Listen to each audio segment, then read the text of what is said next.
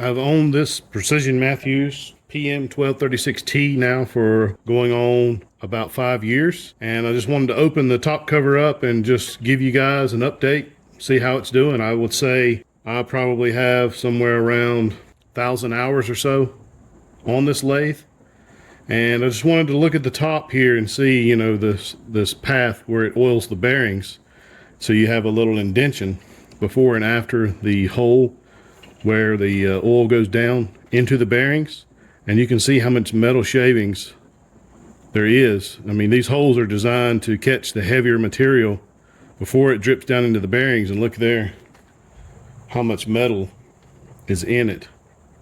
To me, that is a little concerning, but I just want to take some steps to prevent this from becoming a problem in the near future. I'm looking at the gears and everything. Everything looks okay. I don't see any damage.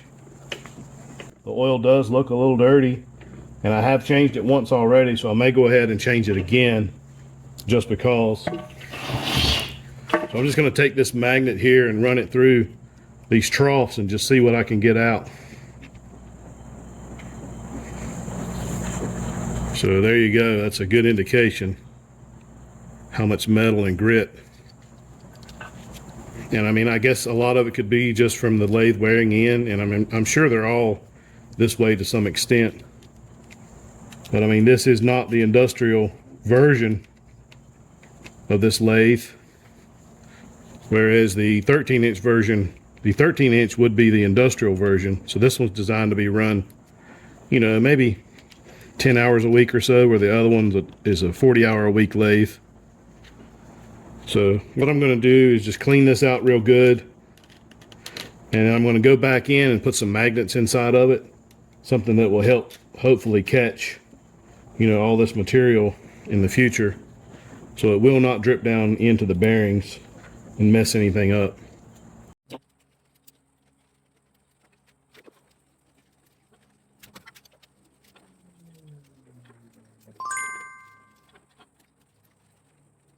This hole was actually completely stopped up. I used this little tool here, and I put a magnet. This is a magnet out of a computer hard drive, and I just worked down in here like this and was able to get all that nasty out of there. And once I got it all out, the oil started flowing down through the hole again. So this hole was actually completely plugged with metal debris, and that's really not good, because if that bearing doesn't get oil, well, you know what's going to happen. So now, just to show you, it is flowing like it should now. You can see it flowing down through there nicely. So I'm glad I did open it up and give that a check, because that bearing was not getting oil like it should have. So that will certainly prolong the life of this machine. Another thing I'm going to do is I'm going to take this magnet, which is out of a, like I said, out of a computer hard drive, very strong magnet. I'm going to place it down in the bottom as best I can, and hopefully that will help trap any material. So I'm going to place it on this little ridge right here on the side, so that I can get to it in the future to actually change it out. So I don't know if you can see it down in there. Right here is where I placed it, and as the oil spins, it's all going to flow past it.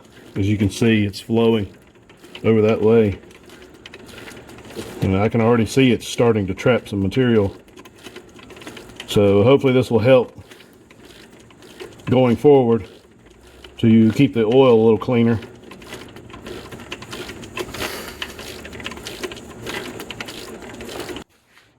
Also got a bunch of these small little hobby magnets that I've got off of Amazon.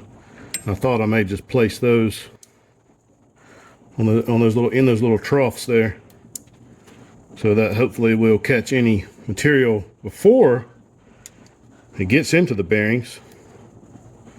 And then I'll just make it a point to open this cover about once a year or so, pull these magnets off, clean them out really well. But hopefully this will solve the problem, if there even was one. I mean, obviously that hole's blocked. I went back with a little RTV gasket maker, automotive, and put her back together.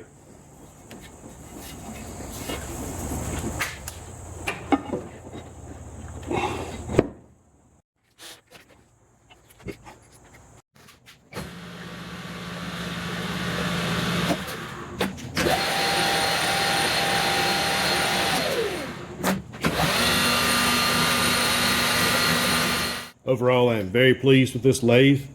Like I say, I probably, on average, maybe put 5 to 10 hours a week on the lathe. As you can see, it's pretty dirty. It's gotten some use. I'd say overall, probably close to 1,000 hours total. I do have a few car parts that I make and sell. I try to keep that stock up as good as I can.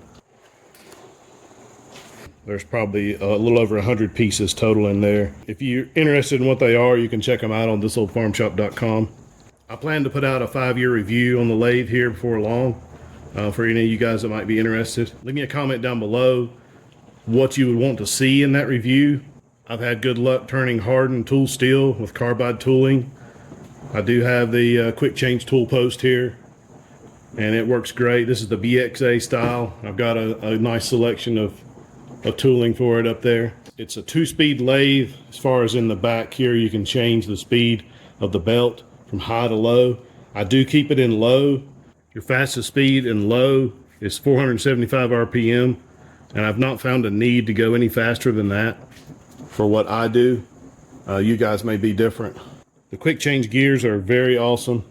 Pretty much any thread you want to cut, you can cut with it, from 4 threads per inch up to 112 without changing any gears or anything. So it's pretty awesome, and it will do some metric threads too, but you do have to get into changing gears back over here. This is also for your feed rates as well, and this selects whether or not you're just feeding your carriage or you want to actually thread. So this is a pretty awesome lathe. Let me know down below what you want me to review on it, what you want me to test with it. All right, guys, hope this was helpful. Have a good day.